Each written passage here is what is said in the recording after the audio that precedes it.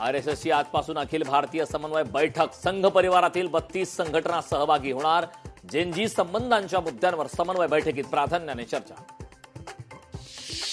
मुख्यमंत्री देवेंद्र फडणवीस आज नागपुरातील अंबाझरी तलावाला भेट देणार. महानगरपालिकेने अंबाझरी तलावातील जलपर्णी काढून तलावाचं शुद्धीकरण केल्याने पाहणी करणार. महापौर रितू तावडेंकडून जुहू चौपाटीची पाहणी प्रचंड कचरा असलेले ठिकाणे पाहण्याचं रितू तावडेंनी टाळलं. पाहणी दौऱ्यावर प्रश्नचिन्ह उपस्थित.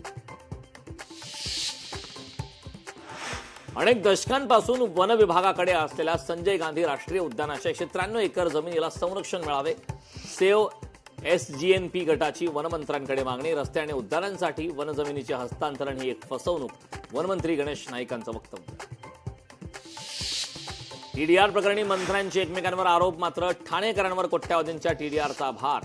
ठाणेकरांच्या प्रश्नांवर मुख्यमंत्री गप्प का? डी दयाभाई कंपनीला दिलेला टीडीआर मुख्यमंत्री स्वाधिकारात का थांबवत नाहीत? सरकार या टीडीआर प्रकरणी पुनर्विचार याचिका दाखल करणार का? लोकशाहीचा सवाल. आजपासून रिक्षा आणि टॅक्सी चालकांसाठी मराठी भाषेचे व्यावहारिक ज्ञान असणे अनिवार्य. मराठीचे ज्ञान नसलेल्या किंवा बोलता न येणाऱ्या चालकांवर कारवाई होणार. 150 डबल डेकर बसेस मुंबईकरांच्या सेवेत येणार. 3 वर्षांपासून रखडलेला विद्युत डबल डेकर बसचा पुरवठा आता पुन्हा सुरू होणार.